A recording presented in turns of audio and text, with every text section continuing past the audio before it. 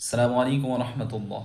যে ব্যক্তি আপনাকে জাদু করেছে সেই ব্যক্তি যদি জিন হয় তাকেও আপনি দেখতে পারবেন, যদি মানুষ হয় তাও তাকে আপনি দেখতে পারবেন স্বপ্নের মাধ্যমে।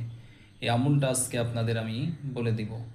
তো এই আমলটা করার আগে ঘুমানোর পূর্বে সুন্দর রূপে আপনাকে অজু করতে হবে। অজু করে আপনি দুরূদ শরীফ 11 বার, ইস্তেগফার 11 বার এবং ইয়া কহ্হার আল্লাহ তাআলার এই নামটি, এই ইসমটি আপনি 101 বার পাঠ করবেন। পাঠ করার পরে আপনি আবার 11 বার দুরূদ শরীফ পড়ে আল্লাহর কাছে দোয়া করবেন যে আল্লাহ, আমাকে যেই ব্যক্তি জাদু করেছে সে যদি মানুষ হয় আপনি আমাকে স্বপ্নের মাধ্যমে তার চেহারা দেখিয়ে দিন।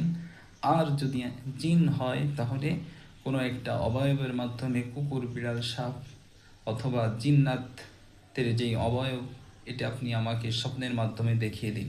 ইনশাআল্লাহ এই আমলটি আপনি 1 থেকে 3 দিন, যদি আপনার রুহানিয়াতের শক্তি যদি ভালো থাকে, অর্থাৎ আপনি 5 ওয়াক্ত নামাজ আদায় করেন, হ্যাঁ, ঠিকভাবে আল্লাহ তাআলার ইবাদত বন্দেগী করেন, তাহলে আপনি 1 থেকে 3 দিনের ভিতরে এটা দেখতে পারবেন।